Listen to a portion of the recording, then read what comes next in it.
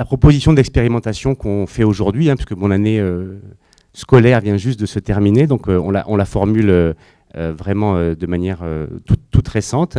L'idée, c'est de faire un doctorat en sciences de gestion, orientation, ressources humaines, avec toujours l'IAE, qui est très intéressé par ce projet, avec aussi pour eux une ouverture, un décloisonnement vers le monde médical, que je crois nous devons aussi faire au niveau médical. Ce décloisonnement, c'est un élément très important, avec deux axes principaux, qui sont premièrement la mise en place et l'évaluation d'une vraie DRH médicale territoriale.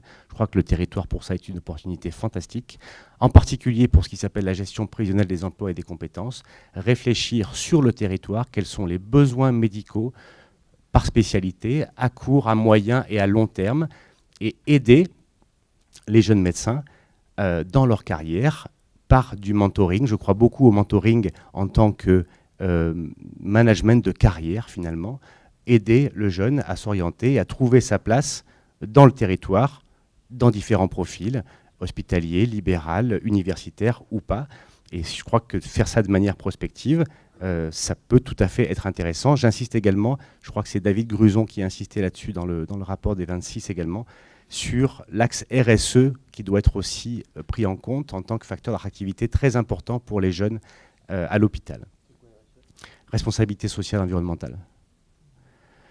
Et puis la deuxième partie, c'est la mise en place et l'évaluation de formation au leadership et au management, et également par la mise en place d'une démarche appréciative des leaders, des managers, des chefs de service, en partenariat avec deux entités qui sont l'Université Engage, en particulier Jérôme Cohen, et également The Camp, qui est un incubateur, je dirais aussi, sur la région d'Aix-Marseille, et en partenariat également avec le service de psychiatrie du professeur Da Fonseca, qui est aussi volontaire pour mettre en place cette démarche appréciative de ce qu'on appellera maintenant peut-être les managers médicaux. Je ne sais pas si le terme est très joli ou si on en trouvera un meilleur.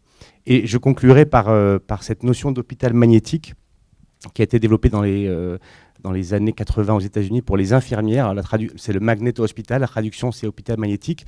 Moi je préfère traduire par l'hôpital aimant, au sens double de aimant attirant, et puis aimant étant bienveillant pour les gens dont il s'occupe, et en particulier les gens qui l'emploient.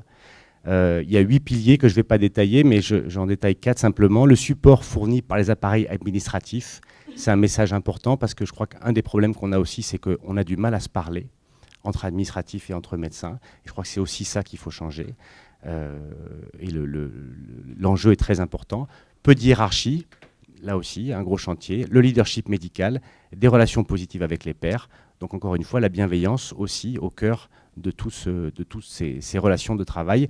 Et vous voyez que ces 8 piliers ne sont pas très loin des 9 principes de l'ANACT en termes de prévention des RPS. Ça reprend quasiment les différents items. Et donc je crois que l'hôpital qui prend soin des soignants, ça ne doit pas rester juste une expression, mais ça peut être mis en œuvre vraiment sur le plan opérationnel. Et c'est aussi rétablir ce qu'on appelle le contrat psychologique. Avec son employeur, on a un contrat qu'on signe et qui a une valeur importante. Et puis il y a un contrat qu'on ne signe pas, qui est le contrat tacite de l'engagement réciproque, où moi je m'engage pour ma structure et j'attends d'elle des promesses idéales, comme quoi elle va prendre soin de moi et elle va me donner des raisons de continuer cet engagement. Et aujourd'hui, ce contrat psychologique à l'hôpital avec les soignants, il est rompu. Clairement, il est rompu.